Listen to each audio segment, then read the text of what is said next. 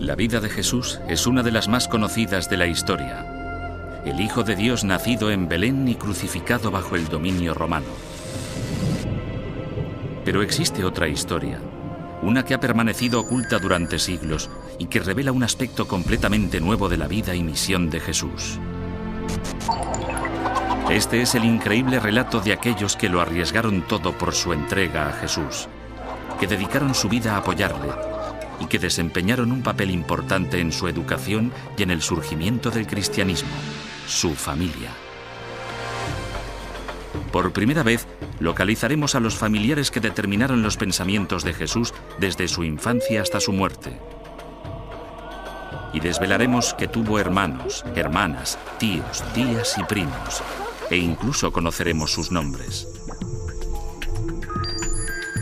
Para investigar esta historia oculta, contaremos con uno de los genealogistas más respetados de los Estados Unidos, Tony Burrows. Con él viajaremos por 3 continentes, desde los desiertos de Judea a los laboratorios forenses de Europa, preguntando a expertos y reconstruyendo pruebas. Su sorprendente relato revela que la familia de Jesús descendía de una de las dinastías reales más poderosas de la historia judía. Una dinastía que apoyó a Jesús en todo momento. Sus hermanos fueron discípulos, su madre y hermanas podrían haber estado en la última cena, y hasta su familia fue testigo de su resurrección. El descubrimiento de Tony revolucionará nuestra concepción de Jesús para siempre. La verdadera familia de Jesús.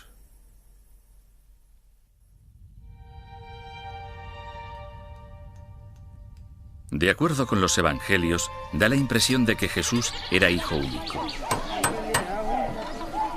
Pero la realidad podría haber sido muy distinta.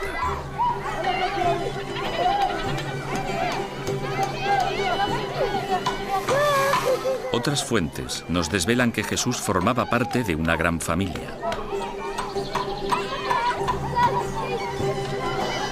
En lugar de haber tenido una infancia solitaria, habría estado rodeado de ruido, caos, conversación, todos los avatares de una vida familiar normal.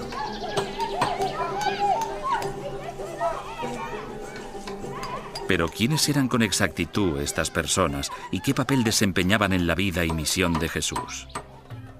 La vida familiar de Jesús era alborotada y complicada. Tenía hermanos y hermanas, tenía hermanastros, gente con la que no siempre se llevaba bien. No se trataba de una familia sencilla. La atención se centra de manera espectacular en una persona, Jesús, de modo que se nos impide ver a los que quedan en la sombra, su familia.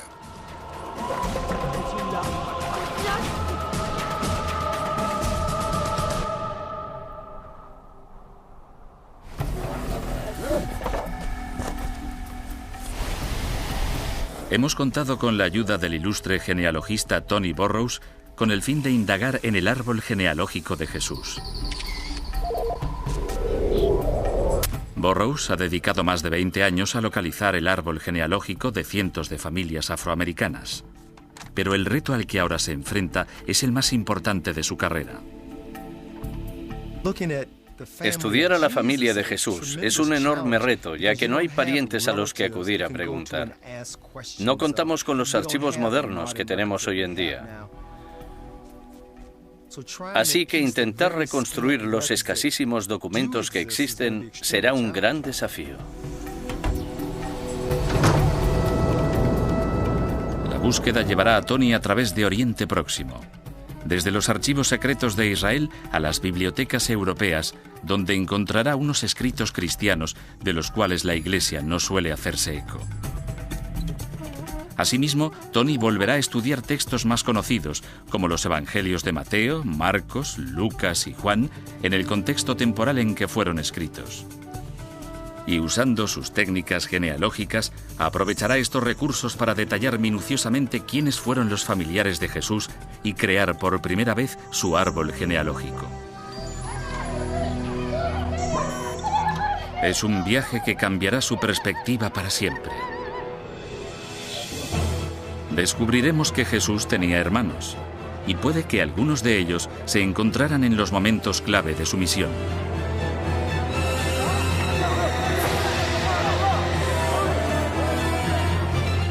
Conoceremos también que Jesús tuvo hermanas. Tony investiga cuántas fueron y cómo podrían haberse llamado. Jesús tuvo un grupo de apoyo al igual que las demás familias, por lo que si sabemos quiénes fueron los miembros de su familia y los papeles que desempeñaron, podremos comprender mucho mejor a Jesús. Pero Tony no solo está decidido a averiguar quiénes fueron los familiares de Jesús, sino que también desea saber qué aspecto podrían haber tenido. Su búsqueda le lleva a Galilea, donde nació Jesús. Allí conoce a una familia cuyos antepasados han vivido en la zona durante 2000 años. Y descubre que a través de los cráneos antiguos y con la ayuda de la tecnología informática pueden recrearse los rostros de una familia del siglo I. Para Tony, este es un viaje de grandes descubrimientos. Este estudio ha cambiado por completo mi visión de Jesús y el papel que jugó su familia. Para mí ha sido un viaje increíble hasta límites insospechados.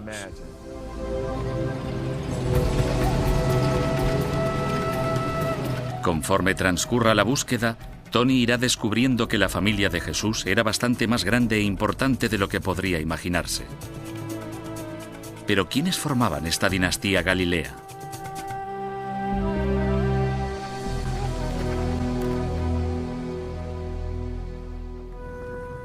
La imagen tradicional de Jesús como hijo único se remonta ya a la historia de su nacimiento. Los evangelios nos relatan cómo María, en avanzado estado de gestación, y su marido José se dirigían a Belén, donde ella acabaría alumbrando a Jesús en un pesebre. Y quizás lo primero que nos sorprendería sería la temprana edad de María. A las chicas se las casaba cuando eran adolescentes, alrededor de los 13, 14, 15, 16 años. Así que podían quedar embarazadas a muy temprana edad. Aunque pueda parecernos espantoso, era un hecho muy normal en el siglo I. Muchos cristianos creen que Jesús era el único hijo de María. Pero cuando Tony empieza a estudiar las pruebas, encuentra pistas que muestran un panorama muy diferente. Comienza examinando algunas de las primeras fuentes de información sobre Jesús, los Evangelios. 4 relatos de su vida y misión escritos en el siglo I. En genealogía buscamos los recursos que puedan ser más cercanos a la fecha en que ocurrieron los hechos. Al hacerlo, averigüé cosas que fueron totalmente inesperadas. El Evangelio de Marcos menciona que Jesús no era hijo único. Dice que tenía hermanos. Tony estaba intrigado. Para averiguar más cosas, decide reunirse con el historiador bíblico Jim Charlesworth. Jim, cuéntame el relato de Marcos. Es una historia bastante sorprendente. Jesús va a la sinagoga, lee la Biblia y explica el texto a los judíos de allí, que se quedan atónitos. ¿Quién es este hombre? ¿No es el hijo de José y no son Santiago, José, Judas y Simón sus hermanos? Y no sabemos nada acerca de sus hermanas, de manera que entre hermanos y hermanas tenía al menos 6.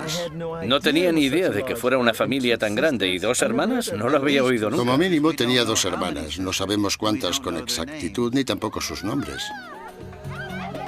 Según parece, el Evangelio de Marcos deja entrever una referencia a las hermanas de Jesús. Pero sin más información, la búsqueda de Tony ha quedado temporalmente estancada.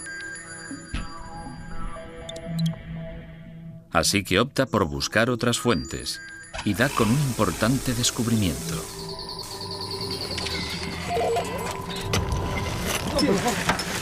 Durante siglos se venía pensando que los evangelios eran la única información sobre la familia de Jesús. Pero en 1902, unos arqueólogos que excavaban en Egipto descubrieron un antiguo texto sirio conocido como el protoevangelio o la narrativa de la infancia de Santiago. Lo que contenía en su interior desentrañaría secretos anteriormente ocultos sobre las hermanas de Jesús.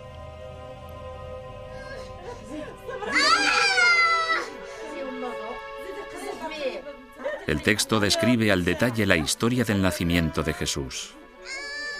Pero existen interesantes diferencias entre la historia que cuenta y el relato tal y como aparece en los evangelios.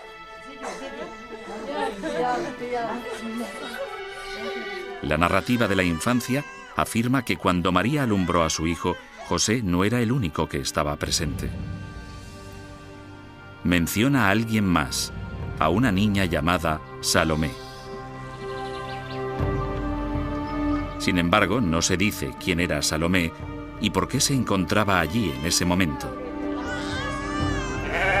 No obstante, una nueva teoría sugiere algo revolucionario. Es posible que existiera una relación muy estrecha entre Salomé y María y José.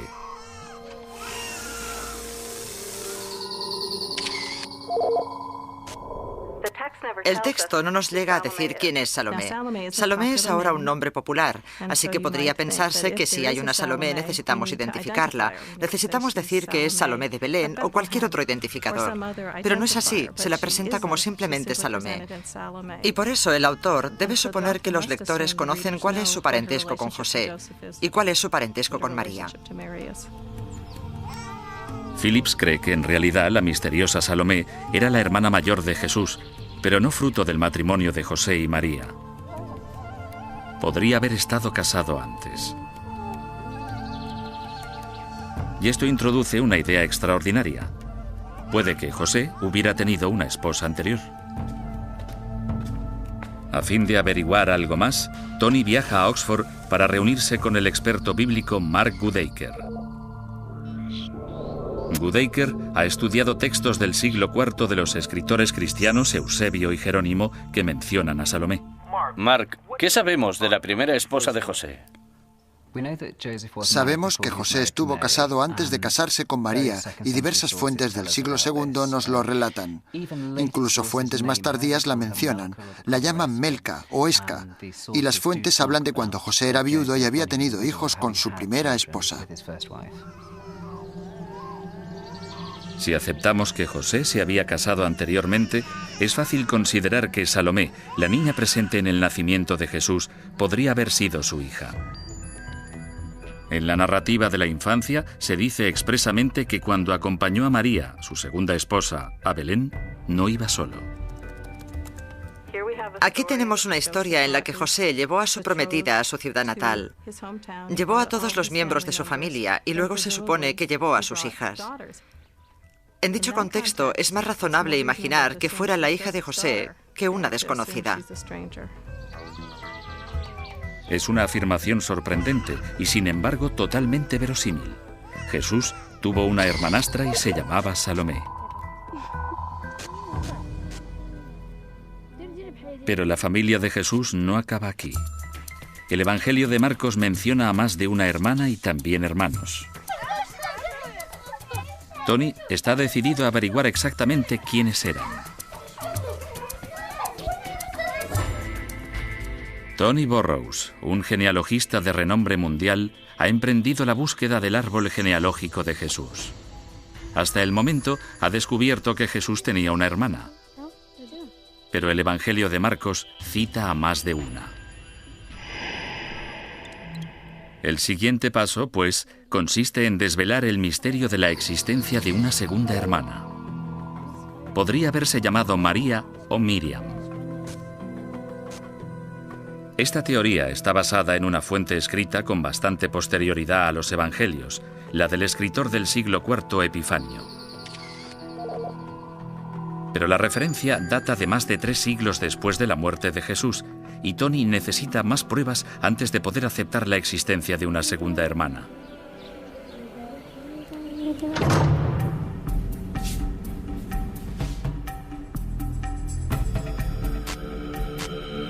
Un almacén de las afueras de Tel Aviv, en Israel, puede proporcionarle las pruebas que necesita.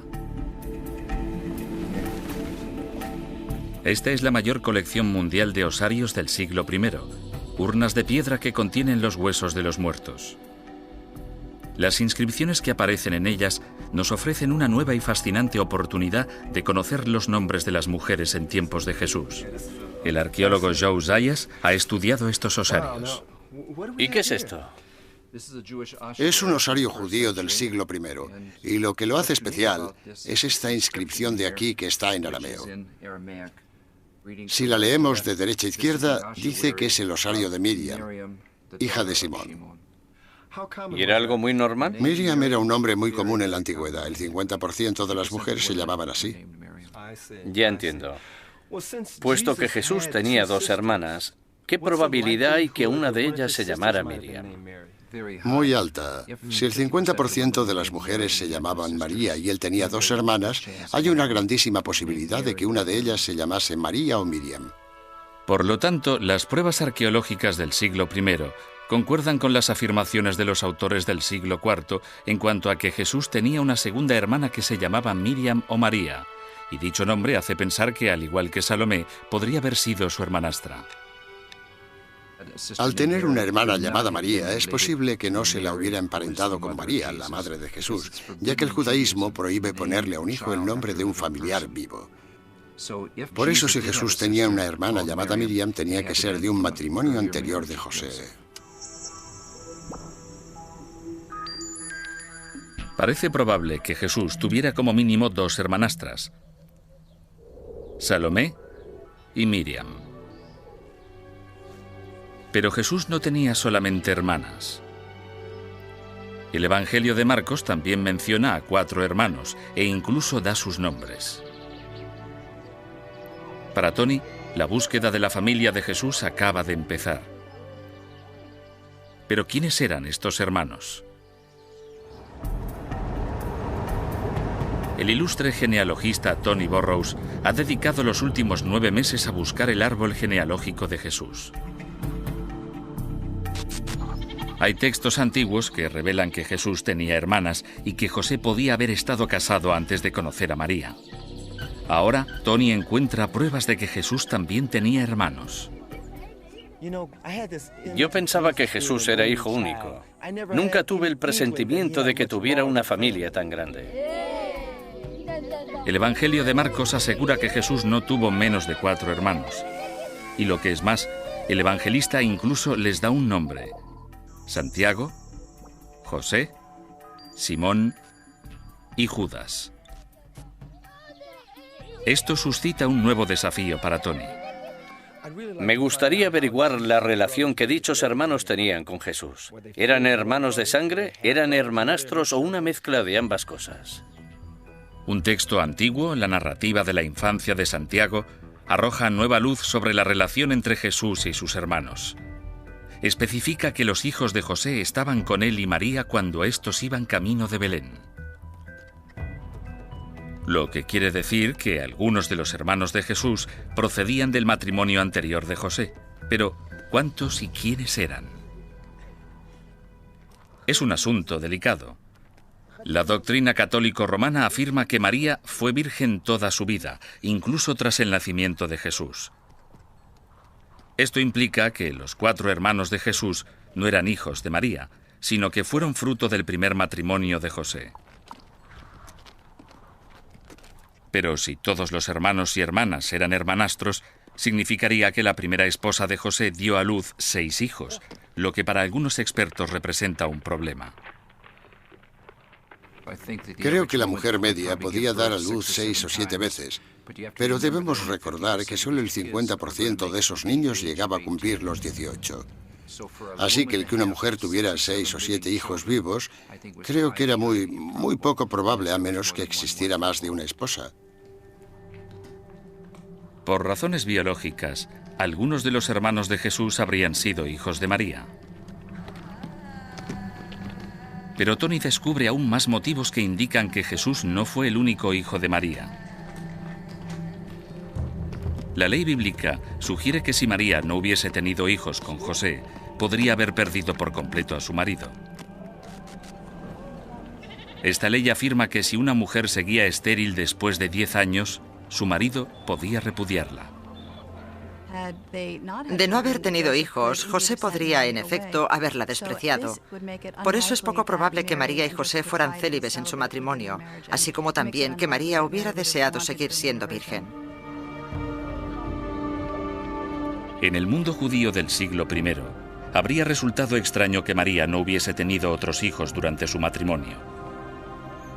De esta manera, si tuvo otros hijos, además de Jesús, ¿quiénes en concreto no eran sus hermanastros?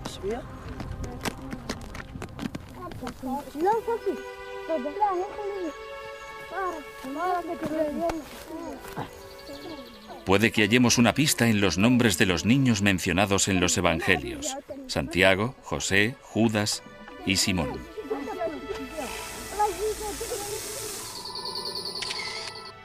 El historiador bíblico Bruce Chilton ha estudiado el significado de los nombres del siglo I. Sin duda existe hoy en día la costumbre, al igual que en la antigüedad, de poner a los hijos los nombres de aquellas personas cuyas ambiciones te gustaría que alcanzaran tus hijos. En el siglo I en Galilea, los judíos ponían a sus hijos los nombres de grandes héroes de la fe pertenecientes al pasado de Israel. Chilton considera que los nombres de los niños en la familia de Jesús pueden dividirse perfectamente en dos categorías diferentes. El nombre de Santiago es igual al de Jacob, el primer padre de Israel. José es también un nombre de la realeza. Pero los nombres de los dos últimos hermanos, Simón y Judas, vienen de héroes militares que habían invadido Galilea y la devolvieron al judaísmo.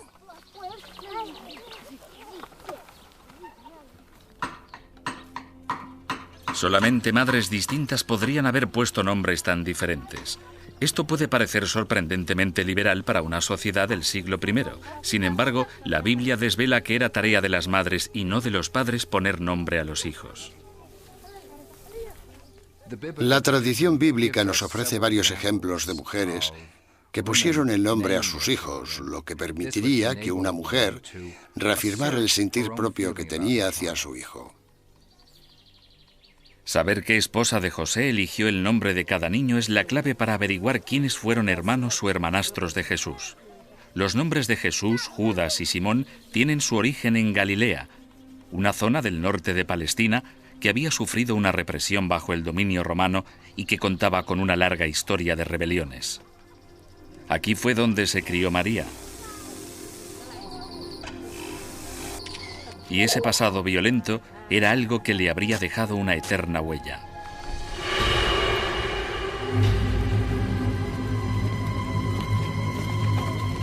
En los albores del siglo I, un grupo de galileos se había rebelado contra los romanos con consecuencias desastrosas.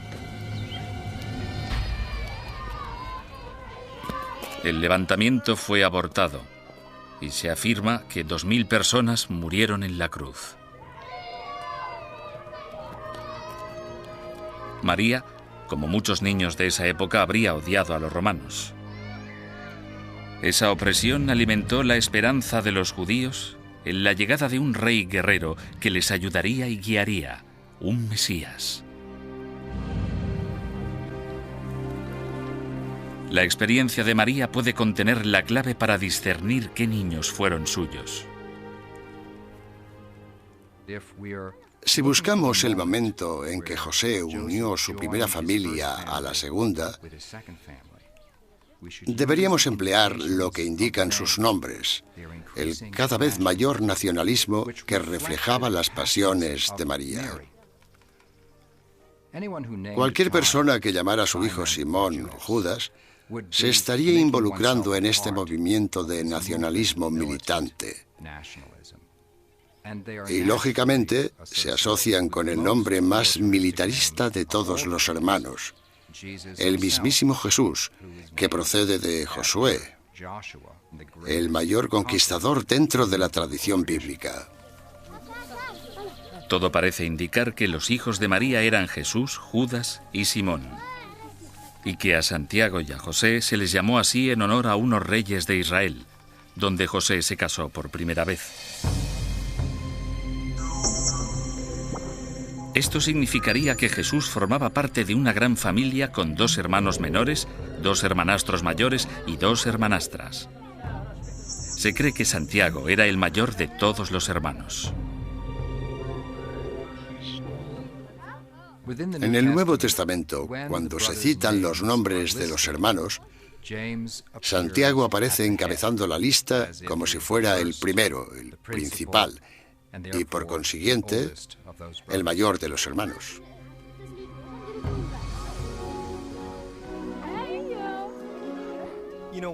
Al ver a mis sobrinos y primos jugar al baloncesto, me recuerda un poco a cuando mis hermanos y yo jugábamos cuando éramos pequeños.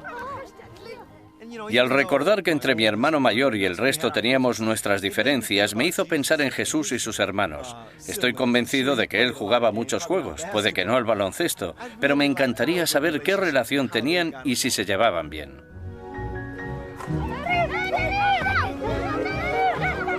Para llegar a comprender bien la dinámica familiar entre los hermanos y hermanas de Jesús, Tony visita a un ilustre psicólogo, el profesor Alex Garner, especializado en relaciones familiares.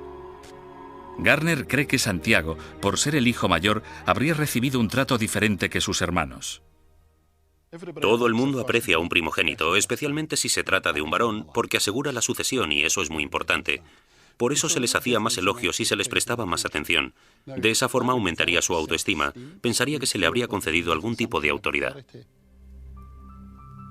Como primogénito, Santiago tenía derecho a heredar el doble que sus hermanos de la propiedad de su padre y a suceder a José como cabeza de familia.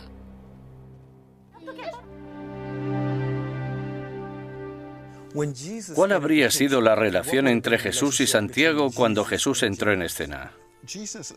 Jesús era también primogénito del segundo matrimonio.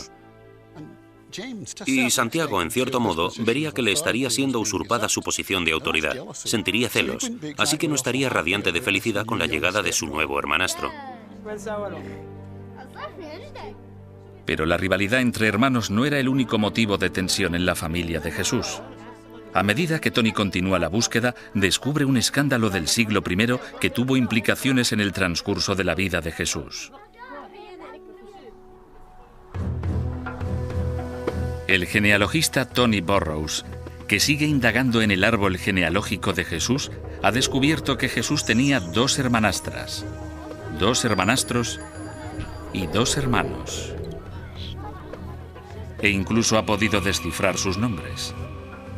Pero el resto de la familia todavía permanece oculta. Uno de los pocos familiares que conocemos es su padre. En cuanto al padre de Jesús, existen 2 perspectivas distintas. Los cristianos creen que el padre de Jesús era Dios, otros piensan que fue José. Pero para la gente que vivía en el siglo I no estaba claro. Un auténtico misterio rodeaba las circunstancias del nacimiento de Jesús. Un misterio con grandísimas consecuencias para su vida y sus relaciones familiares.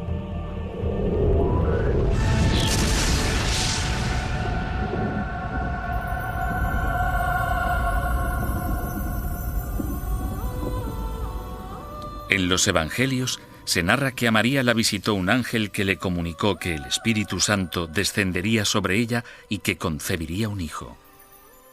Creo que hoy en día muchos cristianos han llegado a ver el alumbramiento virginal como explicación de quién es Jesús. En lugar de un Padre terrenal tenemos a un Padre celestial. Es el momento en el que se esclarece que Jesús es el Hijo de Dios.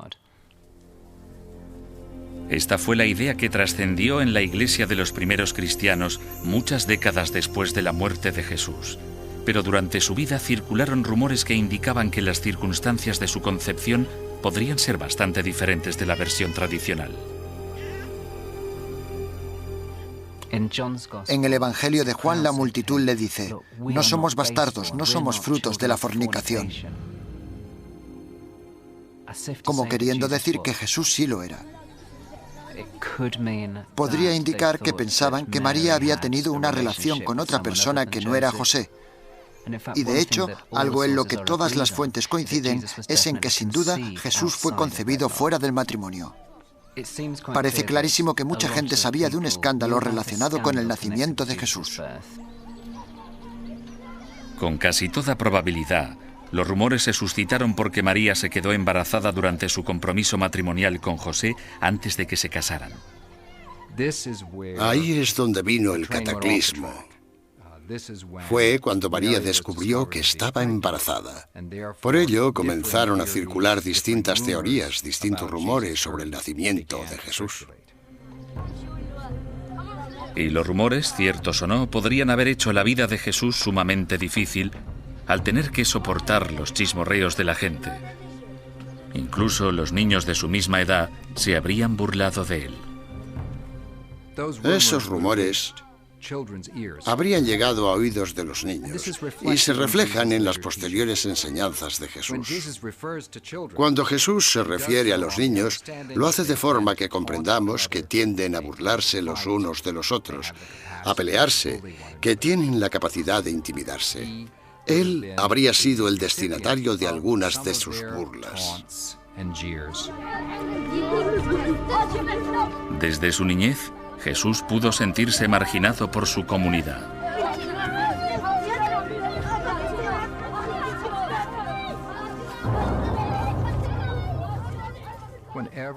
Cuando un niño se da cuenta de que los demás niños se relacionan con él de forma diferente, ese niño se siente aislado, al margen de los demás.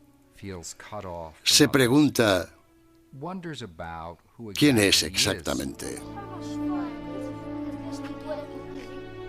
Puede que nunca conozcamos las circunstancias exactas del nacimiento de Jesús.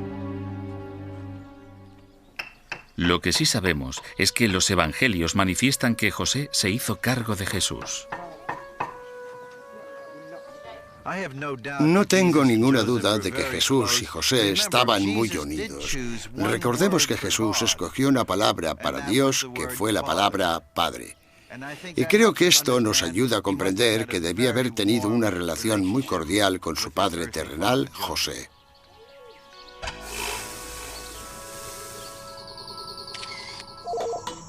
Tony ha descubierto información sobre el padre de Jesús y sobre cómo habrían afectado las circunstancias de su nacimiento en su infancia. Pero ahora quiere ir más allá de la familia inmediata de Jesús. En la genealogía, la búsqueda más importante es identificar quiénes son los padres y los hijos.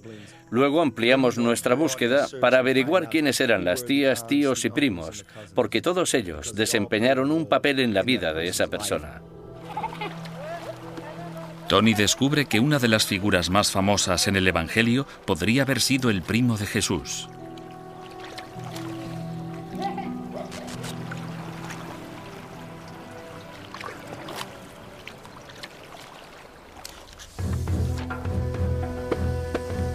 Tony Burrows se está enfrentando al mayor reto de su carrera. Quiere averiguar quién fue la familia de Jesús y lo que ha descubierto por ahora ha sido extraordinario.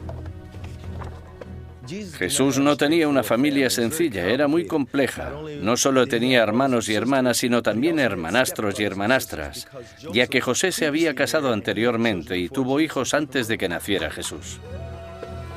Pero ahora, Tony se centra en encontrar a los familiares de Jesús más allá de la familia inmediata, sus tías, tíos y primos. El Evangelio de Lucas proporciona a Tony la primera pista. Lucas menciona a una mujer llamada Isabel, de la que se dice que era prima de María.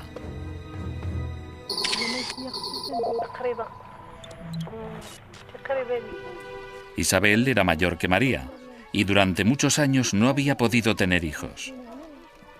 Pero Lucas dice que milagrosamente las dos mujeres se quedaron embarazadas con 6 meses de diferencia y que María viajó para quedarse con su prima. A su debido tiempo, María alumbraría a Jesús e Isabel a un niño que más tarde sería una de las mayores influencias en la vida de Jesús.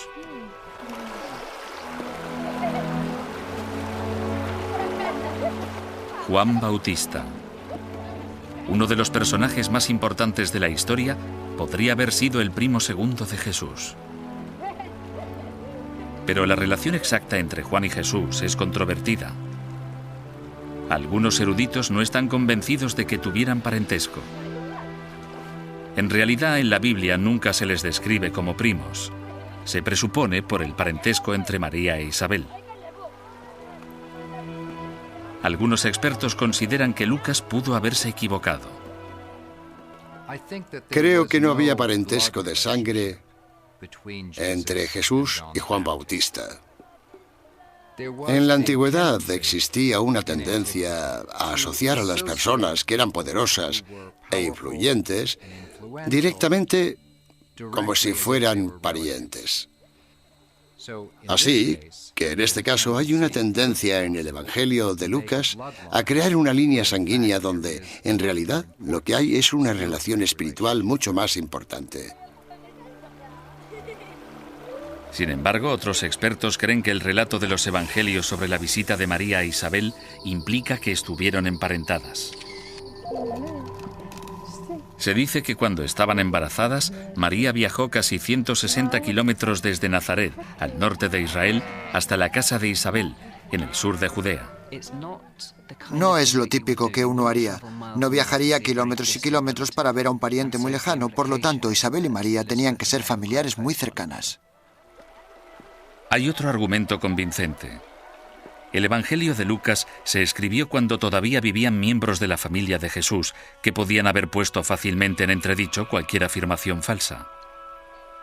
Así que, a fin de cuentas, las pruebas sugieren que la versión de Lucas es fidedigna. Isabel y María estaban emparentadas, y Jesús y Juan eran primos. Siempre pensé que Juan Bautista era un hombre mucho más mayor, alguien a quien Jesús admiraba y al que no conocía de antemano. Así que descubrir que en realidad eran primos me dejó anonadado. Pero no solo María tenía una gran familia. Parece ser que José también había tenido un hermano. Según el historiador del siglo III, Eusebio, el tío de Jesús era un hombre llamado Clopas o Cleopas en griego. Pruebas arqueológicas señalan que podría haber conocido muy bien a su tío. En el siglo I, las casas se organizaban en torno a los hombres de la familia. Padres, hermanos, hijos y sus familias vivían todos juntos alrededor de un patio central. Jesús habría crecido rodeado no solo por hermanos y hermanas, sino por tíos, tías y primos.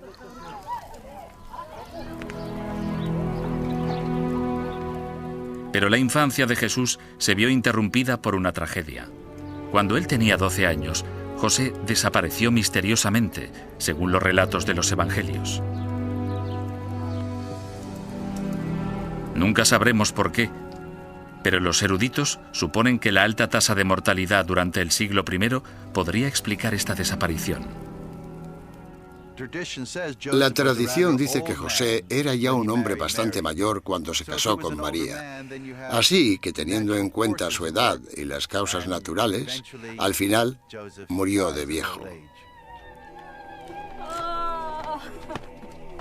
Para la familia de Jesús fue una pérdida terrible.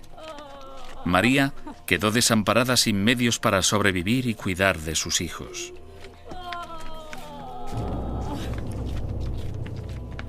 Y para Jesús, perder al hombre que había conocido como padre fue una tragedia.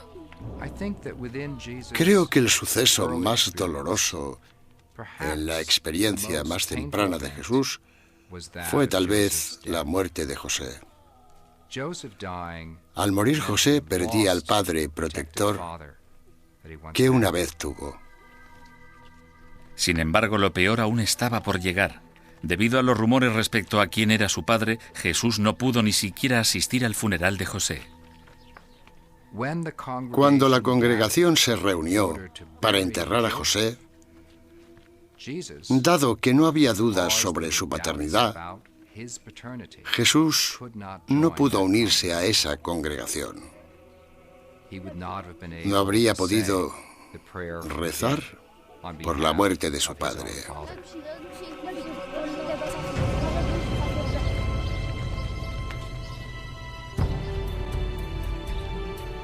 La pérdida de José marcó el final de la inocencia infantil de Jesús. Cuando mi padre murió, yo tenía poco más de 20 años y me hice hombre antes porque tuve que asumir más responsabilidades. Y supongo que Jesús, con 12 años, se hizo hombre a una edad más temprana. Y para el hermano mayor, Santiago, fue el comienzo de un nuevo rol como cabeza de familia. Santiago habría tenido que soportar la carga de tratar de mantener el honor de una casa en la que había un niño que había sido marginado. Y considero que eso solo habría creado la mayor de las tensiones entre él y Jesús, su hermano menor.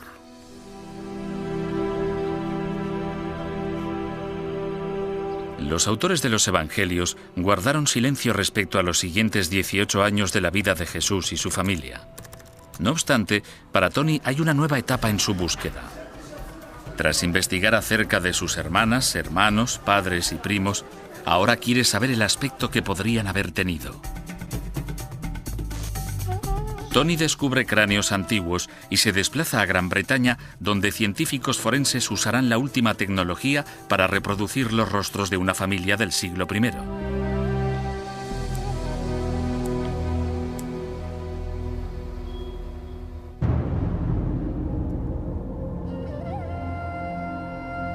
La visión que se da de Jesús en los Evangelios es la de hijo único. Pero el genealogista y detective Tony Burrows ha hallado que la vida familiar de Jesús era bastante más compleja. En su viaje ha descubierto que Jesús tenía hermanas, hermanos y primos. Y como en cualquier clan familiar, tenían sus rivalidades, amistades y tragedias. Pero ahora Tony tiene la mirada puesta en averiguar qué aspecto podría haber tenido una familia de Galilea en el siglo I. La búsqueda de pistas conduce a Tony de regreso a Nazaret, la ciudad donde Jesús pasó su infancia. Recuerdo la imagen que tenía de Jesús cuando era pequeño, con el pelo rubio, los ojos azules, la piel blanca. Y sentado aquí en los lugares donde se crió, veo imágenes de personas muy diferentes y me estoy preguntando qué aspecto tendrían Jesús y su familia. Pero recrear el parecido de una familia judía del siglo I es una tarea de enormes proporciones.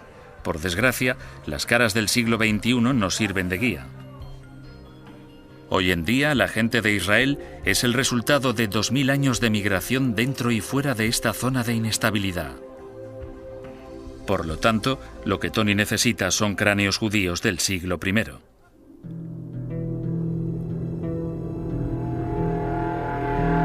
Por suerte, en los desiertos que rodean el Mar Muerto, los arqueólogos han desenterrado muchas muestras extraordinariamente bien conservadas.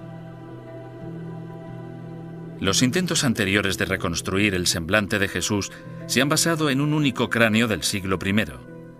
Pero para hacernos una idea de cómo eran los rostros de una familia del siglo I, Tony necesitará más cráneos.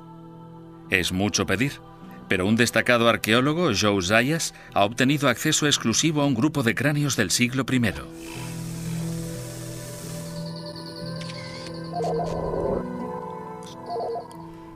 Lo que tenemos aquí son cráneos de 4 individuos del siglo I. Tenemos a un varón a la izquierda, a una mujer adulta y aquí tenemos a 2 niños o adolescentes.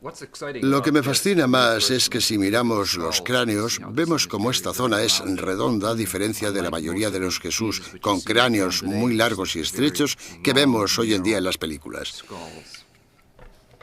Jesús no tenía ese aspecto en lo que respecta al color. Se parecía más a ti, con un aspecto mucho más semítico, completamente diferente a esas imágenes que vemos en el cine.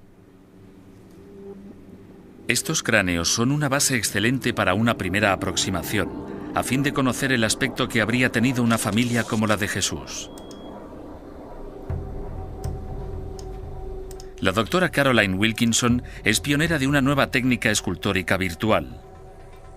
Ha escaneado moldes de los 4 cráneos en su ordenador y con un brazo robótico es capaz de añadir minuciosamente músculos virtuales para recrear sus caras.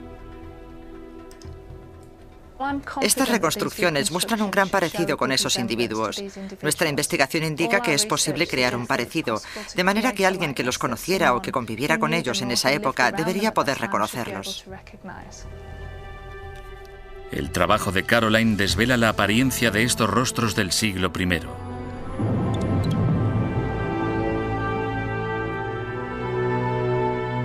Pero este grupo de cráneos procede de la región del Mar Muerto, a unos 250 kilómetros de donde vivía Jesús en Galilea. Ahora el reto para Tony consiste en mejorar dichos parecidos a fin de que reflejen a una familia galilea del siglo I.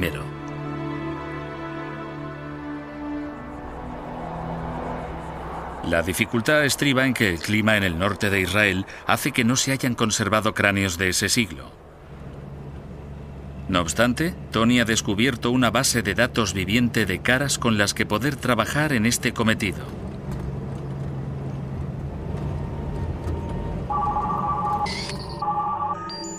En los montes de Galilea, a solo 55 kilómetros de Nazaret, hay una familia que asegura haber vivido en la zona desde los tiempos de Jesús. Resulta increíble pensar que una familia pueda remontar sus orígenes familiares hasta 2000 años. Yo solo pude remontar la mía hasta unos 200 años y tardé 20 años en hacerlo.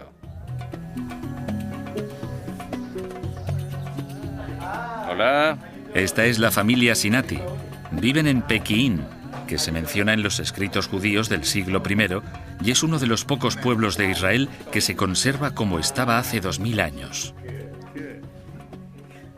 Tengo entendido que vuestra familia lleva aquí desde hace muchísimo tiempo. De hecho, los documentos indican que este pueblo ha evitado en gran medida la invasión y la dispersión. Aunque la familia huyó durante el levantamiento árabe de los años 30, fueron los únicos judíos que regresaron un año después. ¿Y este es vuestro abuelo? ¿Y la abuela?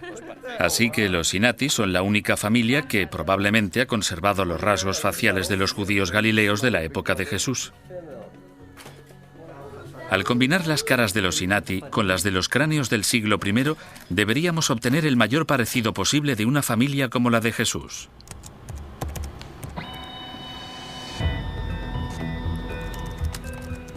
Para conseguirlo, Tony se reúne con el Dr. Charlie Fraud. Su equipo ha diseñado un nuevo sistema revolucionario para reconstruir rostros. Charlie, ¿de qué manera nos ayudará este proceso a que nos hagamos una idea de qué aspecto hubiese tenido una familia del siglo I, digamos que la familia de Jesús? Lo que he hecho es importar las caras de la familia Sinati para sacar un modelo de cara. Y lo que hemos hecho es combinar este modelo con las dimensiones de los esqueletos para que nos diera lo que consideramos que es la apariencia de las personas de la Galilea del siglo I. Las dimensiones de los cerebros y los datos visuales se combinan después para producir el retrato robot de un varón y una mujer adultos, una madre y un padre, a partir de los cuales se crearán los rostros de los hijos virtuales. Y si después reproduzco juntas esas caras y uso el modelo de cara y lo que ya sabemos, estos son los hijos que generamos. Creemos que este es el mayor parecido a una familia del siglo I. Es francamente asombroso, increíble. ¿A que está bien? Por supuesto, estos no son los auténticos rostros de la familia de Jesús, pero son las imágenes más precisas que jamás se hayan generado de una familia media del siglo I.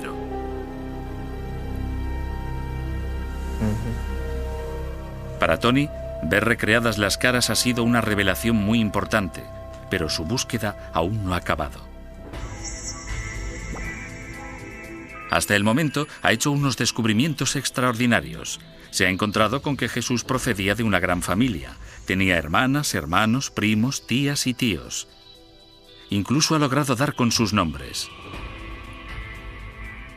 Pero ahora Tony quiere dar respuesta a una pregunta todavía más importante. ¿Qué papel tenía esta dinastía galilea en la misión de Jesús? Las nuevas pruebas que Tony está a punto de sacar a la luz son tan impresionantes que nos veremos obligados a replantearnos el comienzo del cristianismo. Los hermanos de Jesús podrían haberse encontrado entre los 12 discípulos. Santiago y Jesús estaban muy unidos. No se me ocurriría ninguna otra relación tan estrecha. Serían como John Kennedy y Robert Kennedy. Sus hermanas, Salomé y Miriam, podrían haber preparado la última cena. Y lo más significativo de todo, Tony descubre que fue la mismísima dinastía de Jesús la que lo arriesgó todo para encabezar el primer movimiento cristiano. Tíos, hermanos e incluso sobrinos convirtieron una secta judía en ciernes en una fuerza a tener muy en cuenta.